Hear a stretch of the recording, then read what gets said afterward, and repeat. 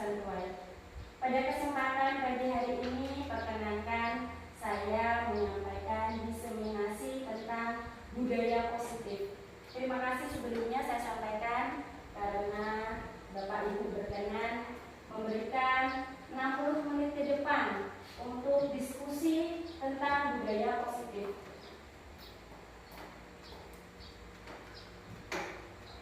Sebelum kita ke diskusi, alangkah baiknya kita buat kesepakatan dulu.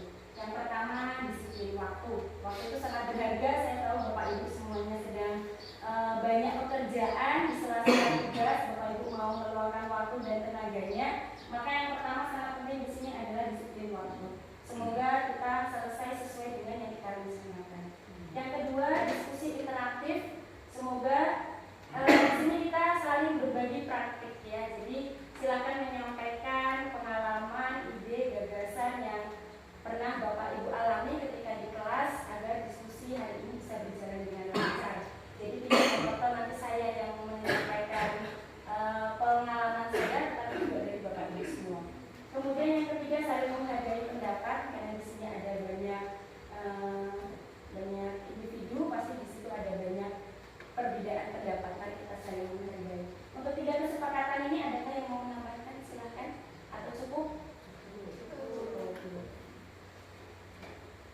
Mari tenangkan hati pikiran, arahkan perhatian untuk fokus belajar. Hadirkan rasa ingin tahu, karena kalau kita sudah merasa tahu, kita pasti akan enggan untuk mengikuti suatu kegiatan. Hadirkan rasa ingin tahu, rasa syukur dan welas asih, sehingga apa yang kita diskusikan hari ini dapat membawa kebaikan untuk kita di masa yang akan datang. Cakupan materi pada hari ini, yang pertama perubahan paradigma, yang kedua disiplin positif, yang ketiga motivasi perilaku manusia, yang keempat kebutuhan dasar, yang kelima posisi kontrol, hati-hati pengucapannya, yang keenam keyakinan kelas, dan yang terakhir adalah segitiga restitusi. Itu cakupan materi kita pada diskusi hari ini. Baiklah, yang pertama tentang perubahan paradigma. Paradigma itu sudut pandang ya Bapak Ibu ya. Apa sih yang harus kita ubah dari sudut pandang kita? Karena seperti judul tadi, budaya positif yang akan kita diskusikan hari ini, kita harus merubah dulu sudut pandang kita. Paradigma untuk membangun budaya positif, sekolah itu harus menyediakan lingkungan yang aman, nyaman, sehingga murid-murid itu mampu berpikir, bertindak, dan mencipta dengan merdeka, mandiri, serta bertanggung jawab. Menurut Bapak Ibu, lingkungan sekolah kita ini sudah nyaman belum untuk belajar anak? Sudah nyaman. Sudah menciptakan anak untuk bersikap mandiri atau belum Bapak Ibu? Sudah. Nah, kemudian begini, perubahan paradigma menurut Bapak Ibu, ini saya mencoba memberi pertanyaan pemantik. Ketika anak melakukan suatu kesalahan, itu murni atas kendali mereka atau ada pengaruh lingkungan? Ada pengaruh lingkungan. Bisa dijelaskan, Pak Roh? Ketika anak melakukan sesuatu, menurut saya jujur memang hal utama adalah lingkungan. Nah, lingkungan ini adalah berupa lingkungan keluarga, kemudian lingkungan masyarakat, juga lingkungan sekolah. Nah, untuk anak usia misalkan 1 atau usia kelas kecil ya, 1, 2 atau kelas 3, kalau menurut saya itu dominan adalah faktor lingkungan keluarga. Jadi perilaku dia pada saat itu adalah banyak dipengaruhi oleh faktor keluarga, lingkungan keluarga. Kenapa? Yang namanya kelas 1 terutama ya, itu adalah apa-apa ibu, apa-apa mama, apa-apa emak. Jadi saya rasa itu bagian dari lingkungan keluarga. Kemudian seperti ya untuk melatih mandiri juga memang biasanya dari keluarga. Kemudian ada juga memang faktor lingkungan sekolah, yaitu teman-temannya. Nah, kalau untuk lingkungan sekolah ini, menurut saya kalau kelas kecil ini ya kalau persentase mungkin tadi untuk lingkungan keluarga adalah 60%, kemudian sekolah itu adalah yang membentuk pribadi dia adalah 30% seperti itu. Karena apa? Nanti anak ini setelah kenal keluarga tentunya setelah sekolah menjadi dia akan kenal dengan kawan-kawan di kelasnya atau di sekolahnya. Nah itu juga akan membentuk kepribadian dia dalam bergaul dengan kawan-kawannya sesama sekelas atau mungkin yang lain kelas. Nah inilah yang saya maksud di lingkungan sekolah. Belum lagi nanti pulang sekolah dia juga akan bergaul juga dengan kawan-kawan teman-temannya di lingkungan masyarakat. Itu tentunya juga akan mempengaruhi atau membentuk kepribadian dia di dalam mengambil keputusan atau berperilaku, cara dia berperilaku seperti itu.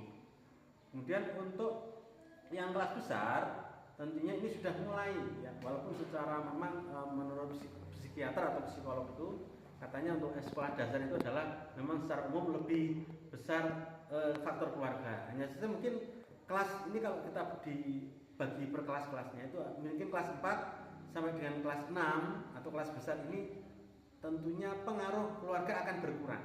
Yang tadi mungkin yang kelas kecil atau lebih kelas 1 adalah 60%. Namun untuk yang kelas besar ini mungkin akan berkurang. Keluarga ini mungkin 40 atau 50% seperti itu. Karena dia akan mulai mandiri, dia akan berubah dalam artian yang mungkin balik ya, akil balik misalnya kalau istilah Islamnya itu dia sudah mulai berakal, bisa membandingkan antara yang salah dan yang benar. Jadi pengaruhnya tentunya berbeda dengan kelas kecil tadi. Mungkin ya sekitar 40 sampai 50% lah mungkin faktor keluarga. Kemudian yang 40 sampai dengan sekian adalah pergaulan di masyarakat maupun sekolah. Mengapa saya katakan demikian? Alasan saya adalah di masa-masa usia kelas 4 sampai kelas 6 ini mereka mulai berubah, terutama perubahannya di kelas 5. Ya rata-rata yang namanya akil balik itu adalah kisarannya adalah umur 9 sampai 12 tahun. Nah, disitulah masa-masa perubahan manusia atau perubahan dari balik menjadi dari anak-anak menjadi balik atau remaja, usia remaja seperti itu. Jadi disitulah makanya peran keluarga mulai berkurang saat itu karena anak di umur sekian itu mereka sudah mulai mau berjalan-jalan bersama dengan ibunya, mulai mau juga berjalan-jalan dengan ayahnya atau secara umum berjalan-jalan bersama keluarga. Mereka akan lebih nyaman yaitu berjalan bersama dengan teman sekolahnya maupun teman di lingkungan masyarakatnya seperti itu. Nah inilah mengapa perilaku seseorang atau perilaku anak-anak atau perilaku individu itu adalah terpengaruh dengan mungkin faktor lingkungan keluarga, faktor lingkungan sekolahnya, ya kemudian faktor lingkungan di dalam masyarakat. Semacam itu yang saya maksud. Kesimpulannya lingkungan itu punya pengaruh terhadap perilaku anak ya Pak Roh? Sangat-sangat berpengaruh, sangat-sangat berpengaruh. Karena memang disitulah sekitarnya itu namanya lingkungan. Jadi ya kesimpulannya sangat-sangat berpengaruh. Nah, kemudian pertanyaan otomatik yang kedua, Bapak Ibu guru ketika memberikan nasihat, memberikan kritik saran untuk mengatasi masalah yang dialami murid, apakah itu akan membuat karakter murid menjadi lebih baik atau sama atau bahkan lebih buruk? Menurut Bapak Ibu yang mana? Lebih baik, lebih baik. Nah, itu coba nanti kita akan telah bersama-sama. Betul kan sudut pandang itu? Jadi perubahan paradigma di sini mudahnya dipahami itu mengubah sikap dan perilaku kita yang awalnya kita selalu melihat keadaan berdasarkan sudut pandang diri sendiri, sekarang mari kita ubah berdasarkan sudut pandang orang lain. Belum tentu siswa melakukan masalah itu karena faktor dari diri dia sendiri. Mungkin ada banyak faktor eksternal yang dia alami. Mari kita sama-sama mengubah paradigma kita bahwa di situ ada posisi kontrol. Saya contohkan seperti ini, kepala tangan ya. Saya mengepalkan kedua tangan, di dalamnya ini saya menyimpan sesuatu yang sangat berharga yang akan saya pertahankan supaya tidak seseorang pun dapat melihatnya. Menurut Bapak Ibu yang punya kendali atas kepala tangan ini siapa? Saya sendiri. Nah, tetapi datanglah Pak Rowatno. Dari sudut pandang dia itu penasaran, saya itu punya apa sih? Dia itu ingin melihat apa yang saya sembunyikan. Ada pengaruh Pak Rowatno enggak Bapak Ibu terhadap diri saya untuk membuka atau tetap mempertahankan kepala tangan ini? Ada pengaruh. Nah, di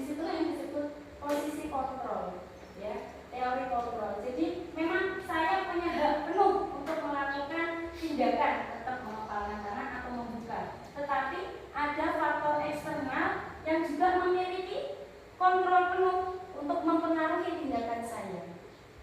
Sampai di sini bisa dimengerti tentang paradigma Bapak Ibu.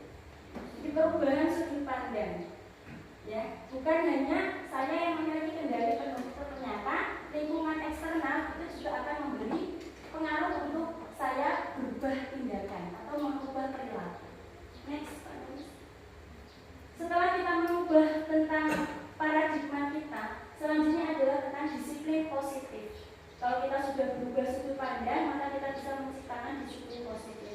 Untuk menciptakan murid yang merdeka, syarat utama harus memiliki disiplin yang kuat. Itu kata beliau Ki Hajar Dewantara. Sebagaimana kita ketahui, filosofis pemikiran Ki Hajar Dewantara, apa Bapak Ibu? Ingarso, kemudian Mayo, Mangarso, dan Tuturi Handayani. Ini kata beliau, untuk menciptakan murid yang merdeka, syarat utamanya itu adalah disiplin. Disiplin yang dimaksud itu yang berasal dari dalam diri sendiri, dari faktor internal, bukan dipengaruhi oleh orang lainnya. Itu yang paling kuat untuk menciptakan murid yang merdeka. Disiplin positif memiliki tujuan membentuk murid yang berkarakter, santun, jujur, peduli, tanggung jawab, dan menjadi pengajar sepanjang hayat. Bukan hanya disiplin positif ini bukan hanya untuk murid, tetapi juga kita semua yang berada di sini. Disiplin positif itu akan membentuk karakter kita menjadi pengajar sepanjang hayat. Belajar itu kan mulai dari ayunan sampai liang lahat. Jadi terus menerus kita belajar walaupun kita mengajar. Hakikatnya mengajar itu adalah belajar terlebih dahulu.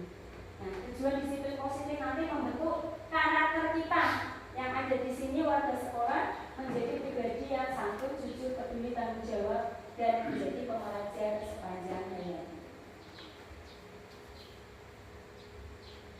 Setelah anak-anak itu melakukan suatu disiplin, mereka itu pasti melakukan semuanya dilandasi motivasi, alasan.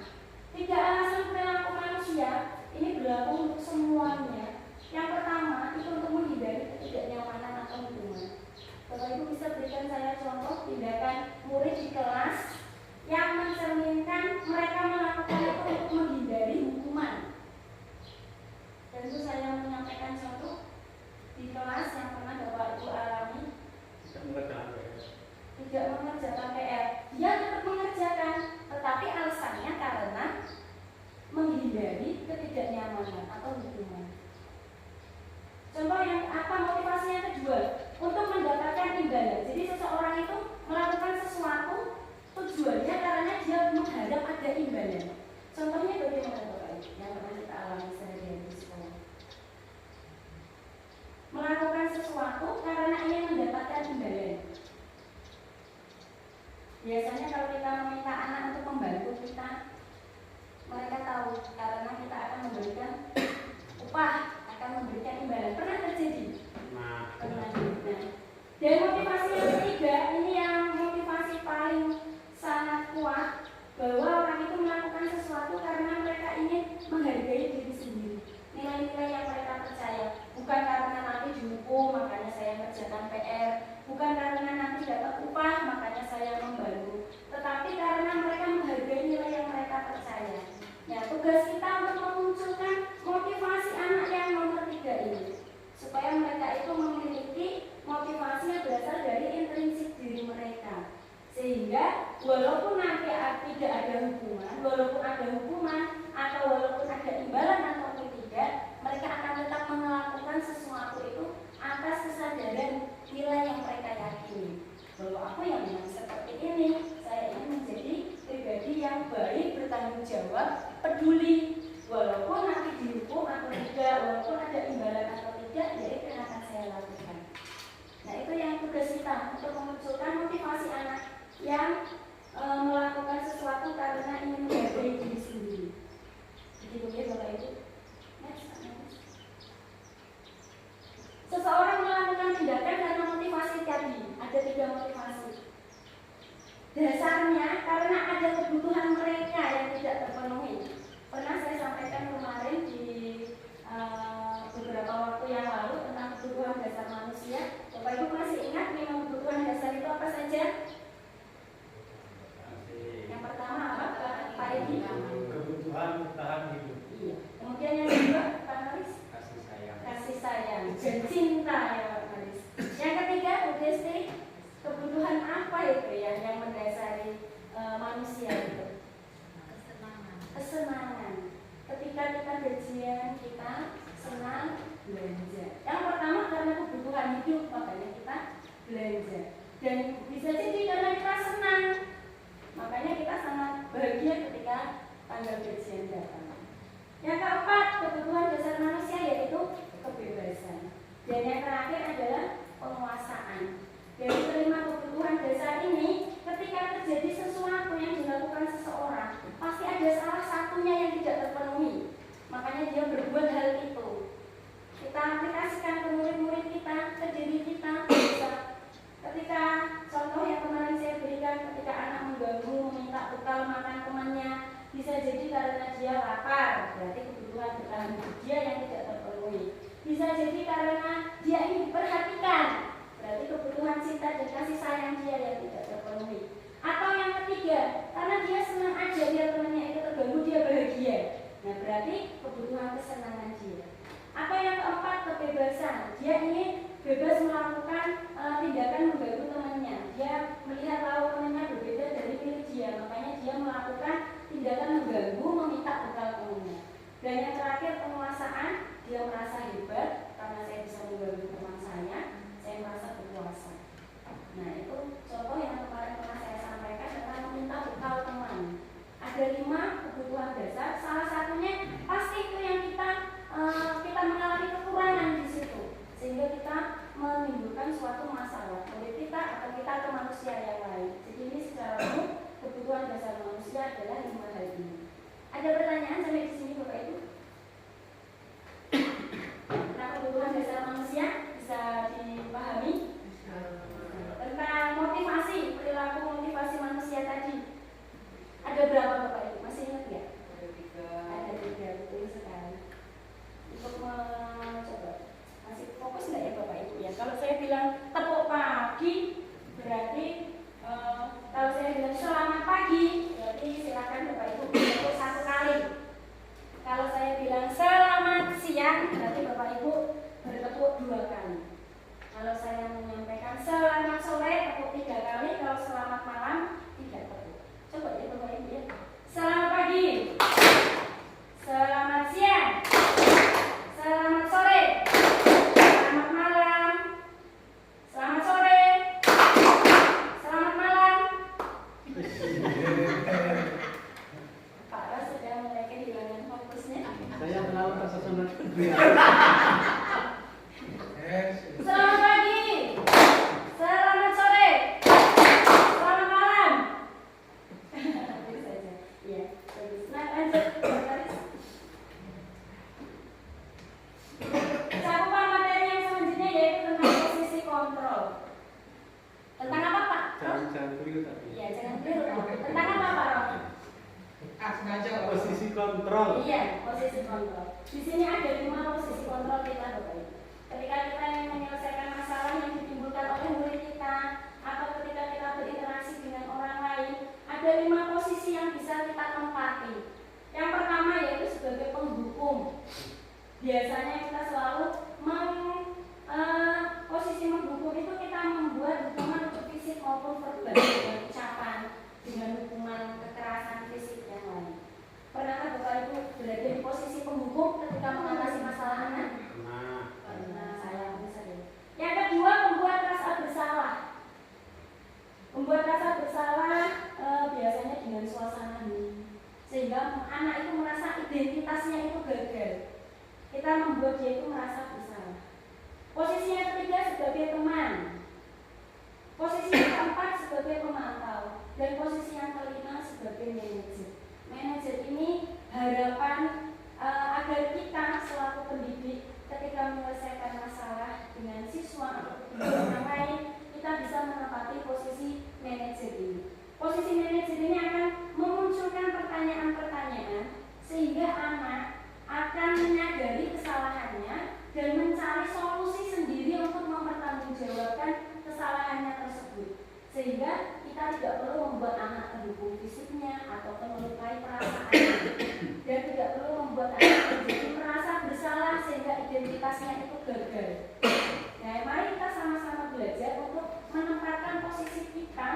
posisi manajer ini Bapak Ibu ya. Ini ada 5 posisi yang bisa kita pilih. Selama ini Bapak Ibu berada di posisi mana dominannya? Ketika di kelas ada anak yang tidak mengerjakan PR, tidak membawa LKS, terlambat datang ke sekolah, tidak membawa alat tulis dengan lengkap. Selama ini kita dominasinya di manajer. Walaupun untuk mungkin kurikulum merdeka itu sebelumnya sudah nggak boleh lagi ya posisi manajer, cuma kalau kita jujur mungkin ya dominannya di manajer. Kalau Pak dominan di manajer ya, kalau saya sendiri belum merasa. Jadi saya masih belajar. Untuk Bapak Ibu yang lain, Bapak Ibu merasa dominan di mana selama ini ketika menghadapi interaksi dengan murid? Satu, sebagai penghukum. Iya. Pak Aris di mana? Saya 1, 2, 3. 1, 2, 3 ya. Nah, harapannya nanti kita bisa beralih dari posisi penghukum, membuat rasa bersalah dan teman menjadi pemantau dan manajer. Kita sama-sama berlatih Bapak Ibu ya. Karena posisi manajer ini membuat anak itu menyadari kesalahannya, sehingga diharapkan kesadaran anak itu akan berdampak jangka panjang. Kalau dihukum biasanya mereka hanya sesaat saja menyadari kesalahannya, setelah dihukum sudah bisa terulang lagi. Membuat rasa bersalah pun anak hanya saat itu saja memperbaiki kekeliruannya, tetapi nanti berikutnya akan terulang kembali. Nah, beda dengan ketika posisi manajer, kita membuat anak itu menyadari, mencari solusi, sehingga nanti anak itu bisa tumbuh menjadi pribadi yang bertanggung jawab.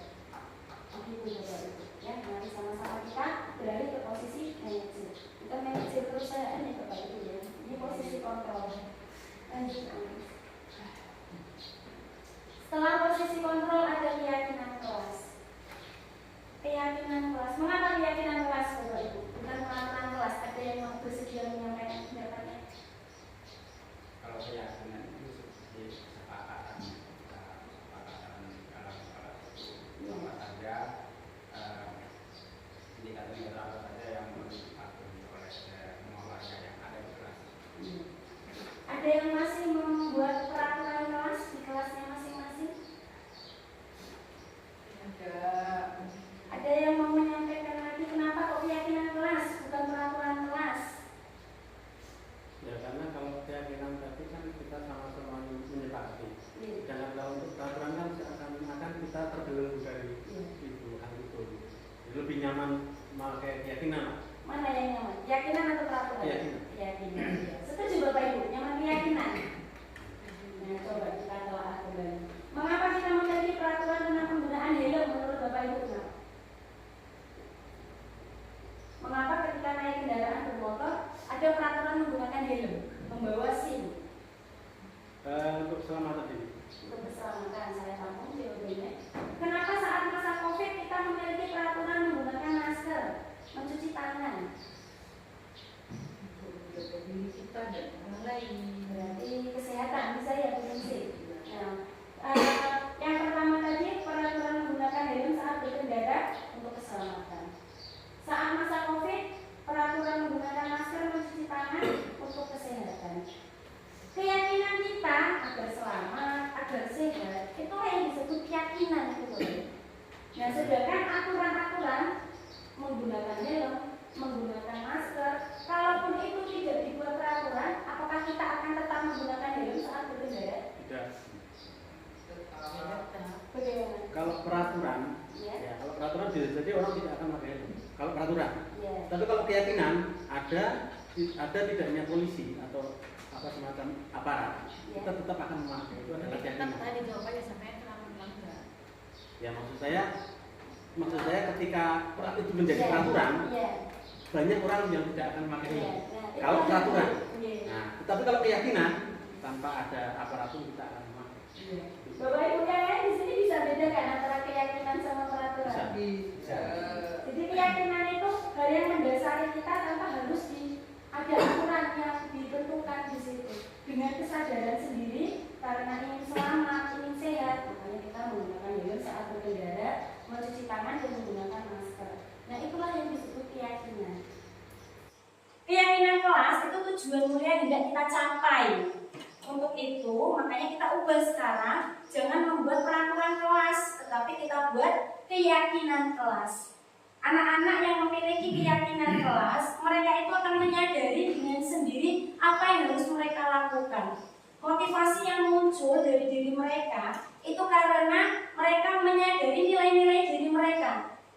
Seperti sebelumnya tadi ada 3 motivasi. Kalau peraturan itu biasanya anak melakukannya karena motivasi menghindari hukuman dan karena imbalan. Tetapi kalau keyakinan, anak melakukannya karena kesadaran diri sendiri, menghargai nilai diri mereka sendiri. Nah, itu sebabnya kita beralihlah dari peraturan menjadi keyakinan kelas. Next. Nah, ada restitusi di sini.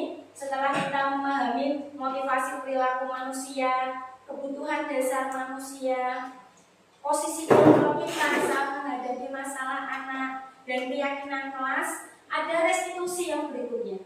Restitusi itu proses menciptakan kondisi bagi murid untuk memperbaiki kesalahan mereka, sehingga mereka kembali kepada karakter dan kelompok mereka dengan karakter yang lebih kuat. Restitusi ini juga adalah proses kolaboratif mengajarkan murid mencari solusi masalah. Murid berpikir tentang seperti apa sih yang aku inginkan, mau menjadi pribadi yang bagaimana sih. Nah, ini restitusi. Ada 3 langkah untuk melakukan pendekatan restitusi terhadap anak. Langkah yang pertama adalah menstabilkan identitas. Jadi ketika anak menghadapi melakukan suatu masalah, kita stabilkan dulu identitas mereka. Langkah yang kedua, kita memvalidasi tindakan mereka yang salah, bukan membenarkan, tapi kita memvalidasi dengan mengatakan contohnya seperti ini. Adakah cara yang lebih efektif untuk mendapat apa yang kamu butuhkan? Atau kamu tentu punya alasan mengapa melakukan itu. Dan langkah yang terakhir itu menanyakan keyakinan. Nah, ini penerapan segitiga restitusi. Boleh nanti kita praktekkan setelah ini mengatasi masalah anak menggunakan pendekatan restitusi. Pendekatan restitusi itu mengambil posisi manajer, Bapak Ibu. Jadi di posisi kontrol tadi, posisi manajer itu dilakukan melalui tindakan restitusi dengan tahap-tahap 3 langkah ini. Lanjut Pak Mas. Sini ada praktik baik yang sudah saya coba terapkan di kelas 4 beberapa waktu yang lalu.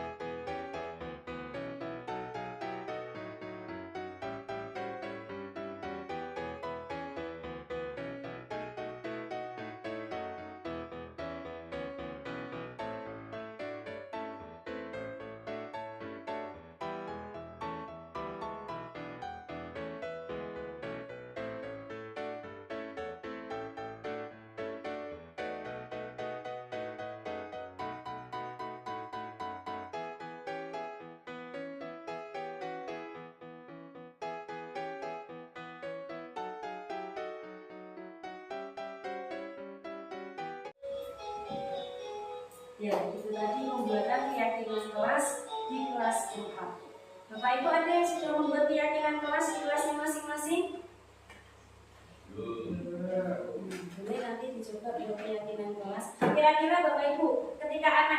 membuat sendiri aturan atau keyakinan yang mereka inginkan, mereka akan melaksanakan mentaati atau tidak.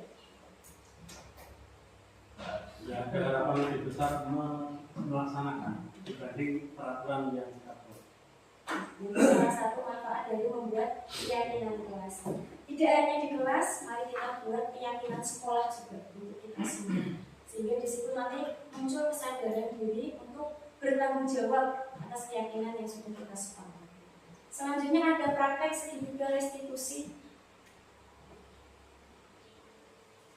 Ini ceritanya mereka telat masuk ke kelas dan itu sering terjadi, terutama ketika jam istirahat.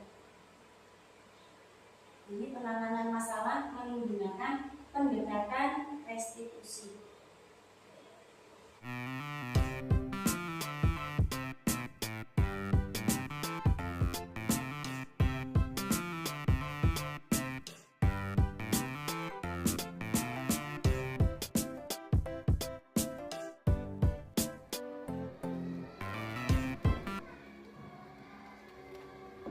Selamat pagi.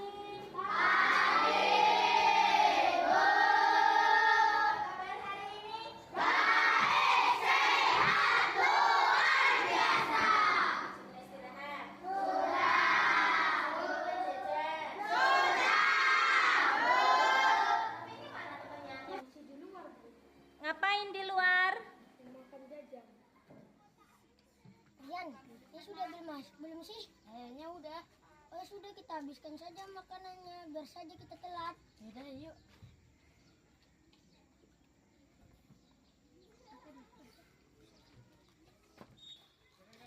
Sudah habis, yuk kita ke kelas aja yuk. Yuk.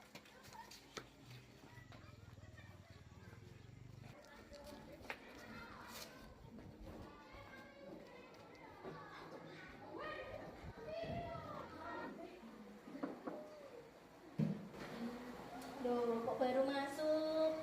Maaf Bu, saya telat masuk kelas. Maaf Bu, saya telat masuk kelas. Iya, tapi ini bukan pertama kalinya. Kemarin sudah telat, hari ini telat lagi. Kayaknya lebih dari 3 kali kalau Bu Guru hitung. Iya Bu. Nah, kalau seperti itu berarti kalian ikut Bu Guru ke ruang konseling ya. Baik Bu, ayo kita ke ruang konseling dulu. Mas Rian, Mas Adit tahu kenapa Bu Yanti memanggil ke ruangan ini? Iya Bu, tahu. Kenapa Adit? Karena telat masuk ke kelas Bu. Rian tahu kenapa dipanggil ke sini? Tahu Bu. Kenapa Rian? Karena telat masuk kelas Bu. Emangnya kalian telat tadi kemana sih? Tadi kita ke kantin kan Rian? Iya. Ke kantin? Iya. Terus ngapain di kantin? Saya beli jajan yang banyak. Yang Rian ngapain? Asik makan jajan. Beli jajan banyak itu apa sih Adit? Bembeng, pop mie, terio sama teh pucuk. Banyak? Iya. Ada lagi selain itu? Sama permen. Permen. Yang Rian asik makan jajan apa? Lollipop sama teh rio. Terus tadi Rian dengar ada bel nggak? Enggak. Nggak dengar, karena keasikan makan jajan. Iya. Ibu paham ya, kalau istirahat itu memang waktunya untuk beli jajan, memang waktunya untuk ke kantin. Tetapi kita harus menggunakan waktu istirahat itu dengan bijaksana, harus digunakan secukupnya.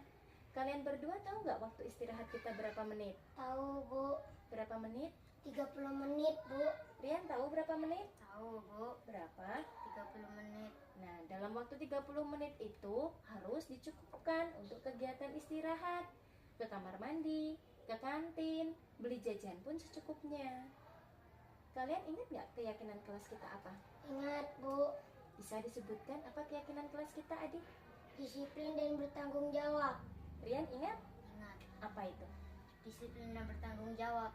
Nah, kalian kan sudah tahu keyakinan kelas kita, disiplin dan bertanggung jawab. Saat istirahat, saatnya sudah bel masuk harus masuk, harus disiplin. Itu harus kita amalkan dalam kehidupan kita sehari-hari. Bisa? Bisa Bu. Ini yang terakhir ya. Iya. Nah, kalau kalian sudah menyadari kesalahan kalian, kira-kira apa yang bisa dilakukan untuk memperbaiki ini? Saya mulai besok akan sarapan pagi supaya saat jam istirahat saya tidak lapar dan saya tidak membeli jajan yang banyak supaya saat jam istirahat habis saya tidak telat masuk ke kelas. Betul, Betul. akan seperti itu. Ya, Bu. Kalau Rian, apa yang bisa dilakukan untuk memperbaiki hal ini? Saya tidak dengar bel, Bu. Iya. Karena saya asik makan jajan. Jadi mulai besok saya akan mendengarkan bel dengan baik. Betul ya? Betul. Ya, nggak diulang lagi ya. Bu, Nah, tadi adik bilangnya besok mau mulai sarapan. Sarapan itu siapa yang menyiapkan? Ibu. Ibu di rumah ya? Iya. Nanti Adit mau ngomong apa sama ibunya? Ibu buatkan saya sarapan. Kok tumben Adit minta sarapan? Biasanya enggak. Nanti ibu tanya seperti itu, bagaimana Adit menjawabnya? Karena saya selalu telat masuk kelas. Saat istirahat ya? Iya. Nanti ceritakan sama ibunya di rumah ya? Ya, Bu. Iya. Kali ini kalian berdua ibu maafkan. Kalian boleh kembali ke kelas dan lanjut mengikuti pelajaran. Terima kasih, Bu. Sama-sama. Mas Adit, gimana perasaannya saat dipanggil Bu Guru ke ruang konseling? Awalnya saya takut karena melanggar peraturan. Kan saya terlambat masuk kelas. Saya kira saya akan dihukum. Ternyata tidak. Ya, ngapain juga ibu menghukum Adit? Yang ibu lakukan itu namanya pendekatan restitusi. Setelah Adit tahu pendekatan restitusi seperti yang ibu lakukan, bagaimana perasaan Adit diperlakukan seperti itu oleh Bu Guru? Saya merasa diperlakukan baik. Saya menyadari kesalahan tanpa harus dihukum oleh Bu Guru.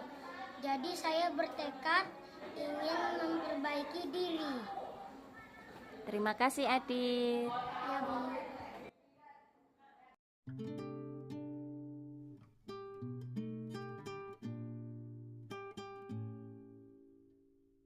Tadi ada 3 tahap melaksanakan restitusi. Bisa direview kembali apa saja langkah yang pertama? Validasi data yang salah. Stabilitas. Kemudian langkah yang kedua, Validasi data yang salah. Kemudian yang ketiga, menanyakan keyakinan. Nah, itu tadi tentang budaya positif yang bisa kita terapkan, mulai dari perubahan paradigma terlebih dahulu, kemudian disiplin positif. Yang ketiga tadi tentang kebutuhan dasar manusia, lanjut tentang motivasi perilaku manusia, posisi kontrol, dan keyakinan kelas. Yang terakhir adalah tentang restitusi. Bapak Ibu, apa yang sudah baik dari kegiatan diskusi hari ini? Silakan masing-masing Bapak Ibu memberikan tanggapan. Dari siapa dulu? Saya persilahkan. Apa yang sudah baik dari kegiatan diskusi hari ini? Monggo bebas siapa terlebih dahulu. Kita tadi sepakat interaktif. Menambah pengalaman dan wawasan. Jadi apa yang sudah baik dari kegiatan diskusi hari ini, tentunya kita menjadi lebih mantap karena sebenarnya yang sebelumnya disampaikan sudah pernah disampaikan di kantor salah satunya. Dan untuk kedua, pemahaman baru apa yang didapatkan dari kegiatan diskusi hari ini, ya banyak pemahaman barunya karena yang tadinya kita nggak tahu itu apa guru itu adalah sosok manajer atau penghukum dan lain-lain itu, oh ternyata kita di posisi mana gitu. Jadi kita tahu mungkin pada hari ini seperti saya dan mungkin tahu. Jadi yang ketiga, bagaimana saya di masa depan setelah diskusi hari ini, tentunya hal-hal yang dianggap tidak perlu ke siswa atau ke peserta didik atau murid kita itu mungkin di masa yang akan datang, di hari yang datang tentu kita akan hilangkan hal-hal yang negatif dan tentu kita akan tingkatkan hal-hal yang positif. Iya, terima kasih Pak Rohano atas refleksinya. Bapak Ibu yang lain boleh memilih yang mana, silakan untuk direfleksikan ke diri Bapak Ibu sendiri. Apa yang sudah baik dari kegiatan diskusi hari ini?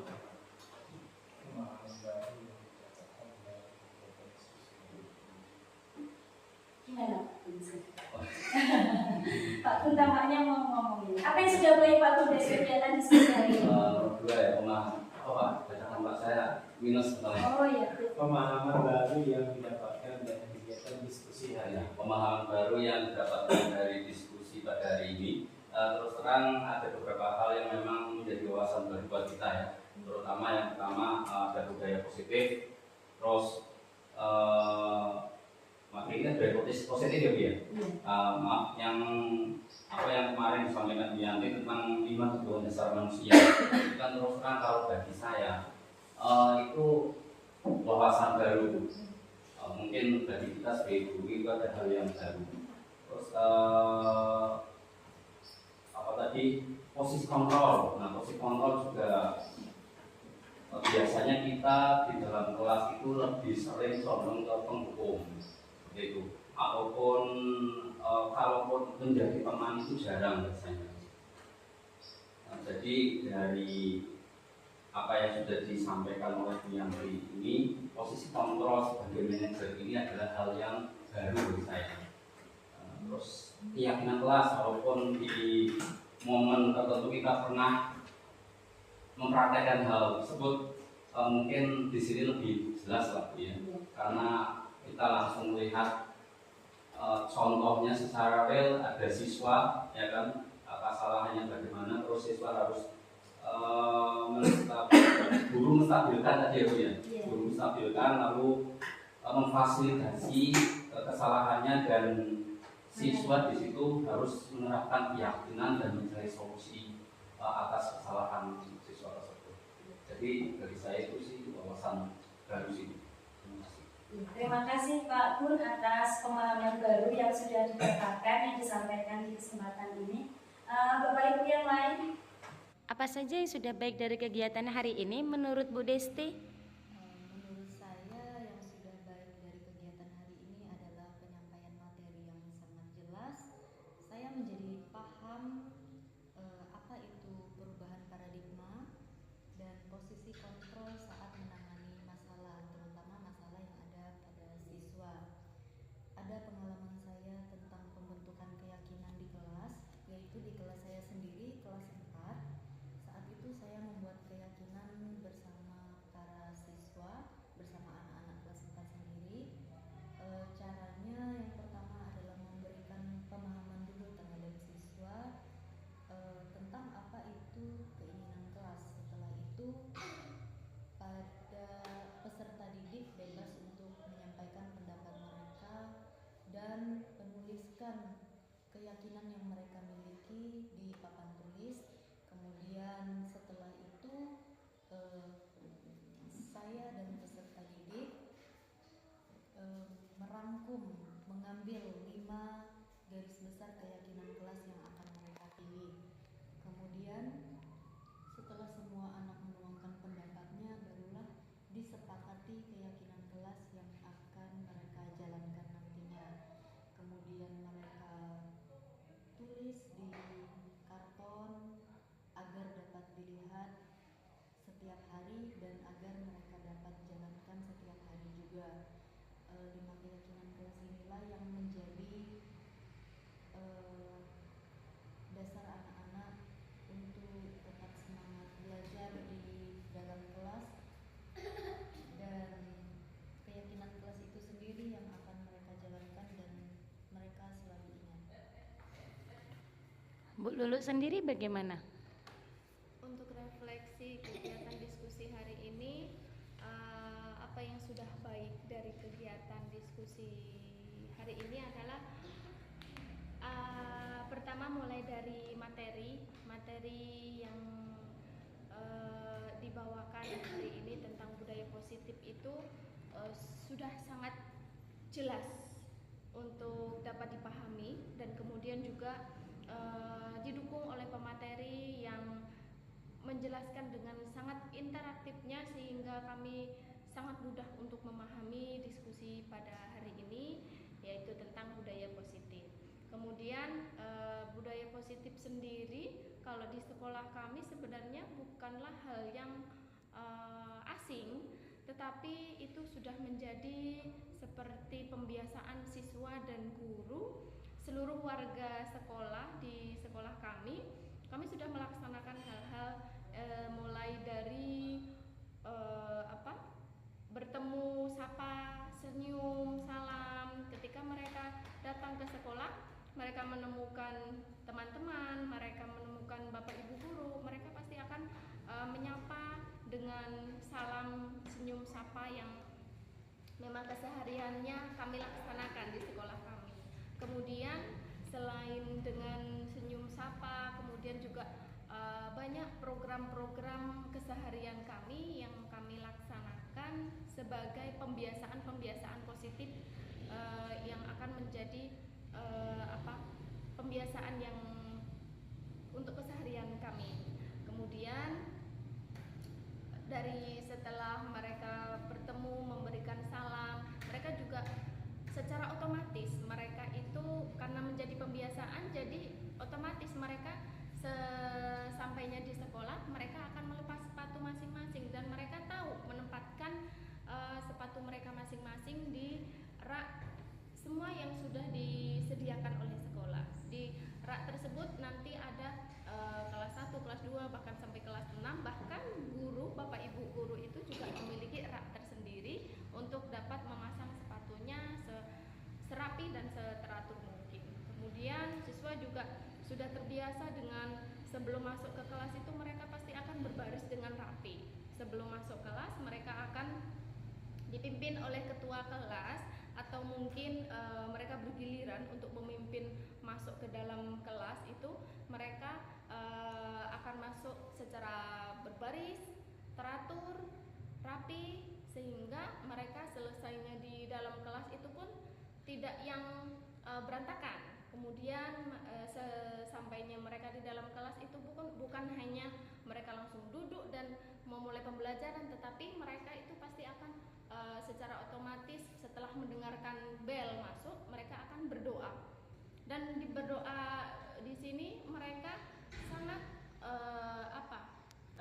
sangat memupuk rasa toleransi mereka dengan cara mereka ini akan berdoa sesuai dengan agama dan keyakinan mereka masing-masing dengan cara dipimpin salah satu agama tersebut. Kemudian nanti bergiliran dengan agama yang lain. Kemudian setelah mereka masuk di dalam kelas itu pun mereka akan menyiapkan pembelajaran itu secara otomatis yang sudah sesuai dengan jadwal mereka masing-masing. Kemudian budaya positif di sini juga sudah menjadi pembiasaan karena di dalam program keseharian saya selaku wakil kepala sekolah bagian kesiswaan dalam hal yang memang harus budaya positif ini memang harus ada dalam keseharian seluruh warga sekolah, bukan hanya siswa saja tetapi bapak ibu guru semuanya. Dan bahkan bapak ibu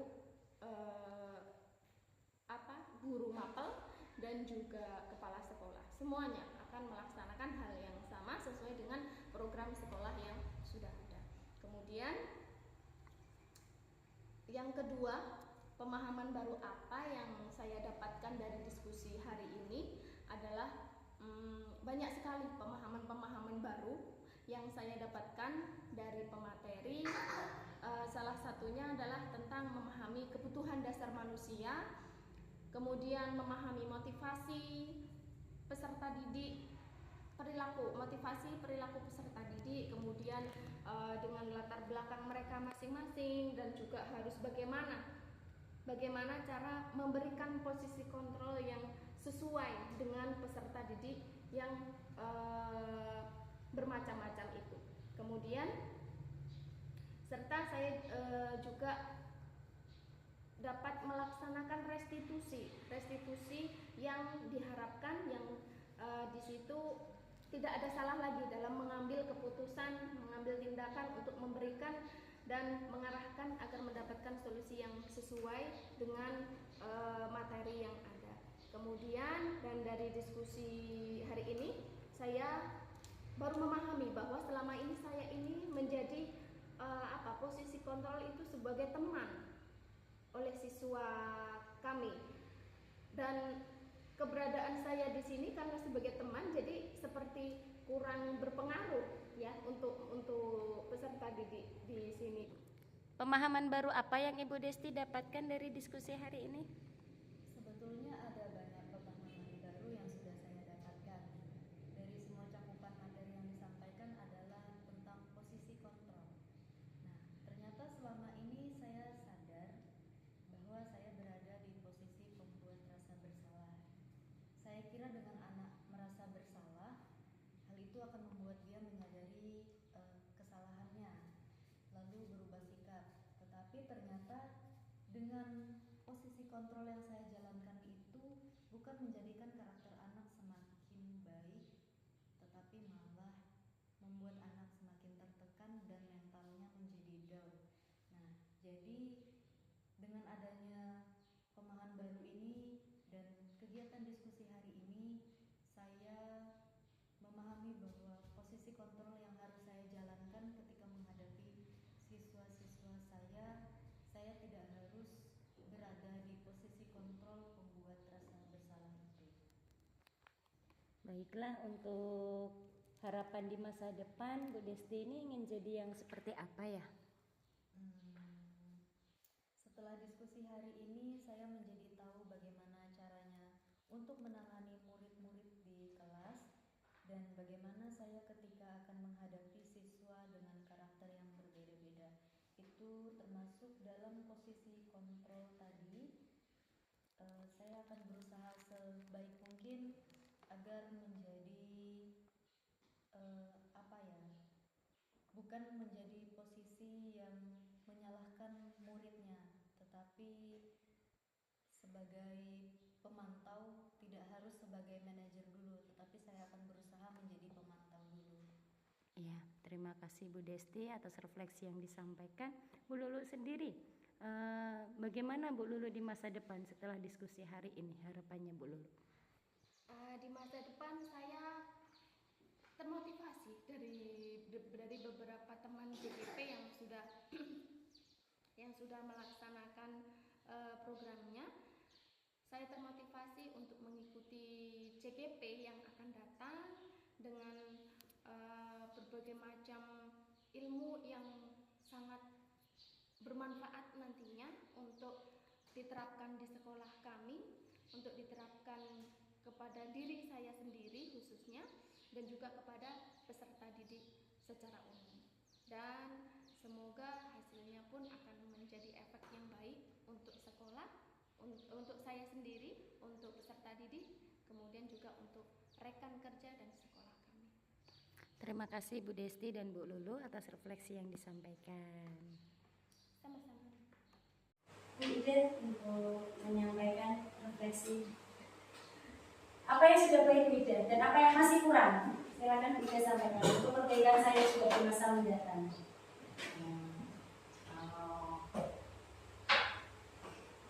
Refleksi ya dari kegiatan ini ya, bagi saya pun ini jadi pemahaman yang baru, terutama terkait dengan kebutuhan dasar manusia, kontrol dan kegiatan kelas. Ya, mungkin ini nanti selama ini dan yang sudah kita lakukan itu di kelas itu adanya peraturan kelas, tetapi dengan adanya peraturan kelas ini kan secara langsung siswa yang membuat apa yang akan mereka lakukan seperti itu. Jadi kalau selama ini kan sekolah yang sudah membuatkan peraturan. Jadi ini kan suatu pemahaman yang baru yang tidak hanya selama ini guru yang membuat aturan, tetapi siswa yang secara langsung seperti itu. Jadi mungkin nanti di tahun ajaran baru ya, dengan adanya pemahaman yang baru ini bisa kita terapkan di kelas masing-masing. Nah, jadi ya, ini kan satu contoh kelas 4 sudah dilakukan, ya harapan kita nanti mulai dari kelas 1 sampai kelas 6 ya benar-benar ada perubahan yang baru dengan pemahaman yang sudah kita dapatkan sebelumnya. Iya. Ada pemahaman baru nggak Bu yang didapatkan dari kegiatan diskusi ini? Pastinya ada Bu. Ini tadi yang Ibu sampaikan tadi yang paling dasar saya dari keyakinan keras di dalam anak-anak tadi. Karena kunci dari keberhasilan dalam satu kelas itu juga pastinya ada aturan atau keyakinan. Nah, kalau kita sudah yakin dengan apa yang kita sepakati, pasti kita akan sama-sama. Terima kasih. Yang lain, Bapak Ibu? Iya, permisi, persilakan. Terima kasih Bu Yanti. Untuk pertanyaan pertamanya, apa yang sudah baik dengan diskusi kita hari ini? Saya rasa sudah baik semua ya Bu ya. Jadi dari awal Bu Yanti sudah tertata sekali diskusinya, presentasinya bagus. Jadi yang praktek baiknya tadi sudah memberikan contoh kepada kita. Kemudian materinya sudah sangat berisi dan jelas. Kemudian untuk pemahaman yang baru itu untuk saya semuanya baru ya Bu ya. Tapi yang pasti adalah benar-benar setelah diskusi ini tahu bahwa guru itu tugasnya memanusiakan manusia. Kata belajar Dewan Pokok kan. Nah, mudah-mudahan kita bisa memanusiakan manusia setelah ini. Jadi bagaimana di masa depan kita, semoga kita bisa mengambil hikmah dari sini supaya kita bisa memanusiakan manusia. Karena yang kita hadapi adalah manusia. Terima kasih. Terima kasih Bu Ningsih. Bapak Ibu yang lain? Cukup? Terima kasih Bapak Ibu. Semoga diskusi kita pada pagi hari ini membawa pemahaman baru bagi kita sehingga dapat kita terapkan wawasan baru ini untuk perbaikan kita di masa mendatang dan akhirnya murid-murid kita pun akan menjadi lebih baik dari yang sebelumnya. Terima kasih sekali lagi atas waktu dan kesempatannya. Apabila ada penyampaian yang kurang berkenan, mohon maaf yang sebesar-besarnya Bapak Ibu. Sebelum saya tutup, selamat pagi. Selamat siang. Selamat malam. Berarti sudah bagus. Terima kasih Bapak Ibu. Sampai jumpa di lain kesempatan. Wassalamualaikum warahmatullahi wabarakatuh. Waalaikumsalam warahmatullahi wabarakatuh.